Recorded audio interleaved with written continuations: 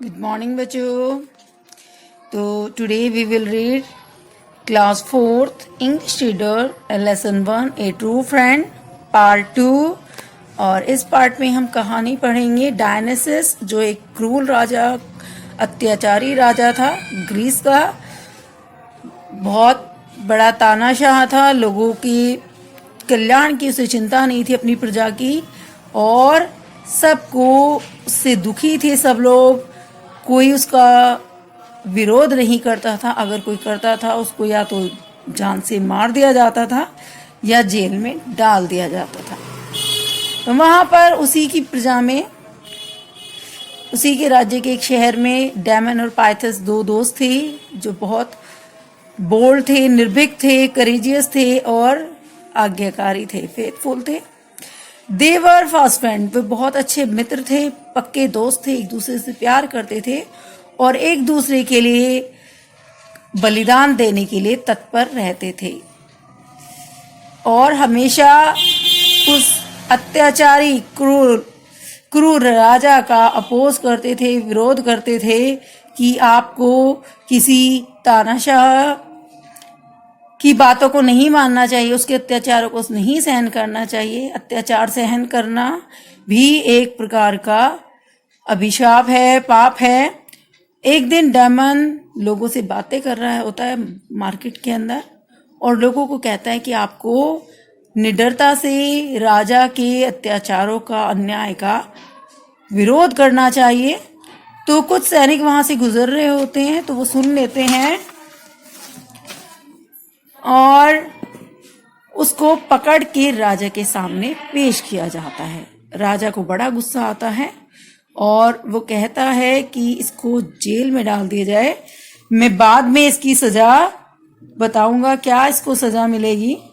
तो शुरू करते हैं आगे की कहानी, लेसन.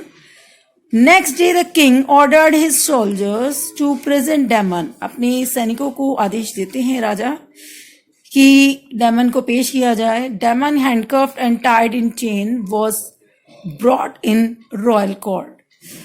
डेमन को हाथों में हथकड़ी और चेन डालकर शाही दरबार में लाया जाता है. Why are you trying to misguide the people. आप लोगों को बहका क्यों रहे हैं. The king asked him in a stern voice. गुस्सैली आवाज में, तेज आवाज में राजा उससे पूछते हैं कि आप लोगों को क्यों बहका रहे हैं, क्यों उनको मिसगाइड कर रहे हैं. I am only telling the truth. Damon was as bold as before. और निडरता के साथ वो कहता है कि मैंने कोई मिसगाइड नहीं किया, मैंने तो सच्चाई ही बताई है. At this the king was so annoyed.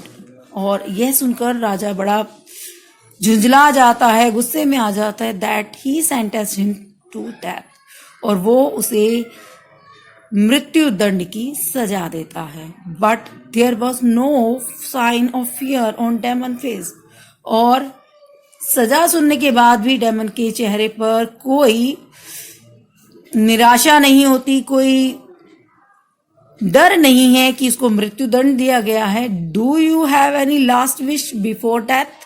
The king asked. राजा उससे पूछता है, क्या आपकी कोई आखिरी इच्छा है मरने से पहले. मरने से पहले कोई इच्छा है वो बता दीजिए, वो हम आपकी पूरी कर देंगे.